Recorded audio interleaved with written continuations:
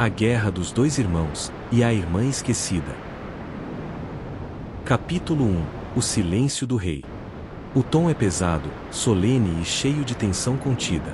O único som no quarto era o do vento.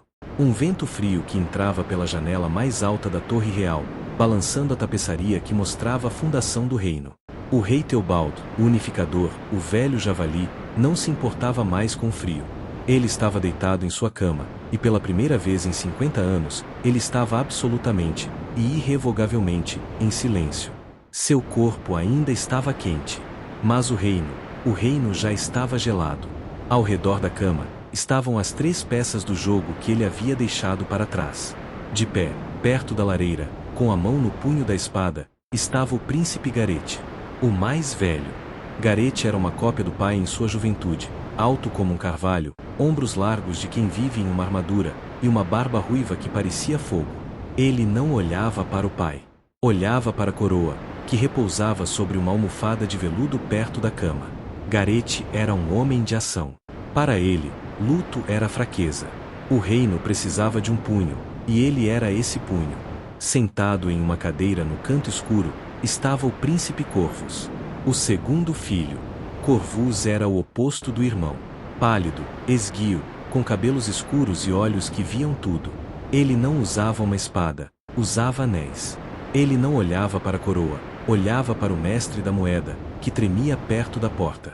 Corvus entendia que reinos não são mantidos com aço, mas com ouro. E com dívidas. E de joelhos, ao pé da cama, com a cabeça baixa, estava a princesa Lyra, a caçula, a esquecida. Para Gareth, Lyra era uma peça de casamento, um dote para selar uma aliança com algum lorde do sul. Para Corvus, ela era uma distração, uma figura sentimental que mal registrava em seus cálculos. Para ambos, ela era invisível. E era exatamente isso que Lyra queria. Enquanto ela fingia chorar, seus olhos não estavam no pai morto. Estavam no reflexo do espelho de prata polida pendurado na parede. Ela observava a interação silenciosa entre o general Varrus, chefe da guarda real, e Lord Valerius, o mestre da moeda. Ela viu Varrus dar um passo sutil em direção a Gareth. Viu Valerius limpar o suor da testa, seus olhos buscando Corvus. A aliança do exército. A aliança do dinheiro. A guerra já havia começado. O rei está morto, Gareth disse, sua voz um trovão na sala silenciosa. Ele foi o primeiro a quebrar o luto. Longa vida ao rei. Ele se moveu em direção à coroa. Irmão, a voz de Corvus cortou o ar. Fria. Precisa. O corpo ainda nem esfriou. E o selo do rei ainda não passou. O conselho deve ser convocado. Gareth parou. Ele se virou lentamente. O conselho? O povo não precisa de um comitê. O exército não marcha por um pedaço de papel. Eles marcham por um homem. Eles marcharão por mim. Eles marcharão para onde você os apontar, Corvus retrucou, levantando-se. Mas quem pagará por suas botas? Quem alimentará seus cavalos? O tesouro está vazio, Gareth. A última guerra do nosso pai nos custou tudo. Você quer ser rei de quê? De um castelo de pedras e um exército faminto? A tensão era tão grossa que poderia ser cortada com uma faca. Foi Lyra quem se moveu. Ela se levantou, finalmente. Seus olhos vermelhos, de lágrimas falsas, mas eles não precisavam saber disso. Ela foi até seus 2 irmãos. Parem, ela sussurrou. Por favor, nosso pai.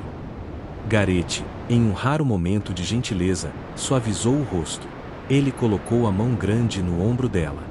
Não se preocupe, pequena pomba. Volte para seus aposentos. Isso não é lugar para uma mulher. Deixe os homens cuidarem do reino. Corvus foi mais sutil. Ele está certo, irmã. Seu luto é profundo. Vá, reze por nós. Reze pela alma do pai. Eles a dispensaram, como sempre faziam. Lyra olhou para Gareth, o lobo. Olhou para Corvus, a raposa. E ela, a aranha, apenas assentiu. Ela fez uma reverência e saiu da sala, seus passos silenciosos. Enquanto caminhava pelo corredor frio, ela não foi para a capela rezar. Ela foi para a biblioteca. Um homem velho, Mestre Kellen, o bibliotecário-chefe, estava lá, fingindo organizar pergaminhos. Ele não tinha cara de espião. Ele parecia um avô. Era por isso que ele era o melhor. Minha senhora, ele disse, sem olhar para ela. Minhas condolências. Lyra parou ao lado dele.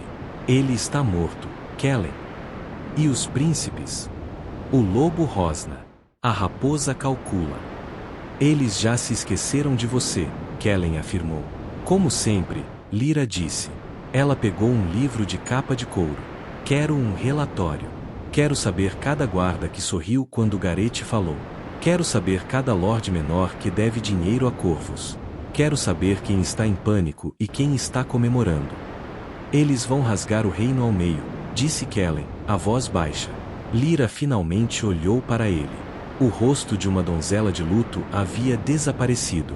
Em seu lugar, havia uma mulher feita de gelo e paciência. Eu sei, disse Lyra. E quando eles terminarem, eu estarei lá, para juntar os pedaços. Ela saiu da biblioteca.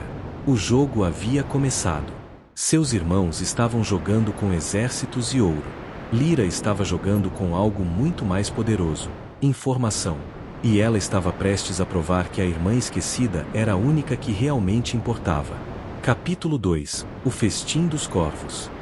O tom é de intriga aberta, formação de alianças e o primeiro movimento da irmã. O grande salão nunca pareceu tão frio. O corpo do rei Teobald jazia em estado, em um caixão de pedra no centro da sala, mas ninguém estava prestando atenção nele. Todos os olhos estavam nas duas cadeiras que haviam sido colocadas de cada lado do trono de carvalho vazio. Gareth sentou-se à direita, o lugar de honra. Ele usava uma armadura preta polida, mesmo dentro de casa. Ao seu lado, o general Varros, um homem cuja cara parecia ter sido esculpida em granito. A mensagem era clara: o exército estava com Gareth. Corvus sentou-se à esquerda. Ele usava sedas escuras e anéis de prata. Ao seu lado, Lord Valerius, o mestre da moeda, pálido e suando frio. A mensagem também era clara: o dinheiro, ou a falta dele, estava com Corvus. O resto do pequeno conselho, lordes menores, o mestre das leis, o grande mestre, parecia um bando de ovelhas presas entre dois lobos. Lyra não estava lá. Ela estava onde se esperava que estivesse, no balcão superior, escondida atrás de uma treliça de madeira, junto com as outras damas da corte, de luto. Invisível. Eles achavam que ela estava chorando. Ela estava catalogando. Meu pai desejava uma transição pacífica, começou Corvus, sua voz calma e razoável. Ele entendia que o reino sangrou. Precisamos de estabilidade. Precisamos de comércio. Precisamos reconstruir nossos celeiros antes de pensar em afiar nossas espadas. Vários lordes murmuraram em concordância. A última guerra fora cara. Gareth bufou. Um som que fez os copos de vinho vibrarem. Estabilidade. Os nossos vizinhos, os sanguinários do leste, estão cheirando nossa fraqueza. Nossos celeiros não significarão nada se nossas muralhas caírem. O reino não precisa de um contador. Precisa de um protetor. General Varrus levantou-se. O exército está inquieto. Eles não foram pagos em 3 meses. Eles precisam de um líder que eles respeitem. Eles respeitam o príncipe Gareth. E o príncipe Gareth os pagará com o quê? Sibilou Lord Valerius. Respeito? O tesouro real não é nada além de poeira e promessas quebradas. Gareth se levantou, a cadeira voando para trás. Você ousa. Eu sou o sangue do rei. Eu sou o mais velho. O trono é meu por direito. O direito não enche barrigas, gritou Corvus, levantando-se também. Você nos levará à guerra civil em 1 semana e à fome em 2. A sala explodiu. Lordes gritando, alguns puxando espadas, outros correndo para saídas. Lá de cima, Lyra observava o caos. O lobo e a raposa estavam se devorando, exatamente como ela previu. Mas ela não estava apenas assistindo. Ela estava trabalhando. Ao lado dela, uma dama de companhia, Ania, sussurrou em seu ouvido. Lord Valerius parece desesperado.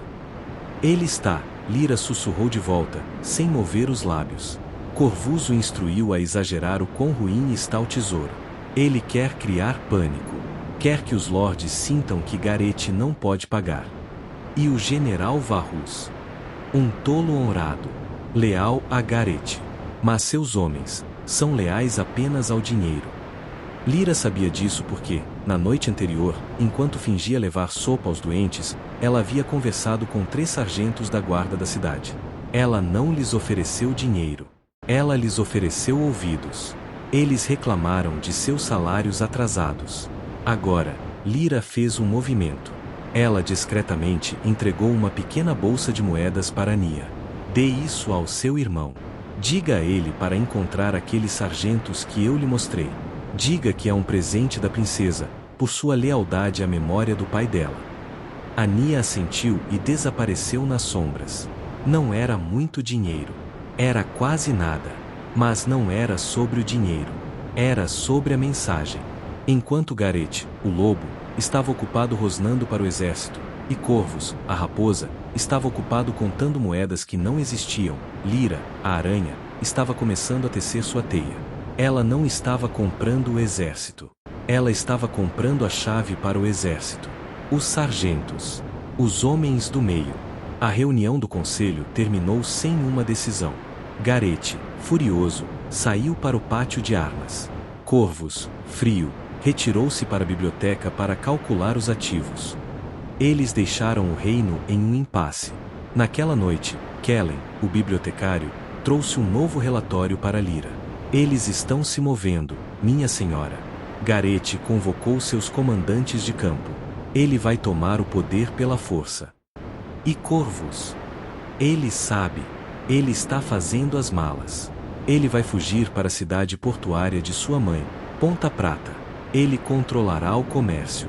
Ele planeja deixar Gareth governar uma capital faminta. Eles estão dividindo o reino, disse Lyra.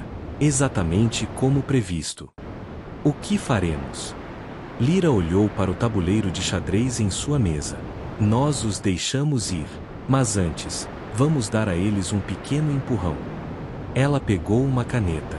Kellen, preciso que você saiba escrever com a caligrafia do general Varrus.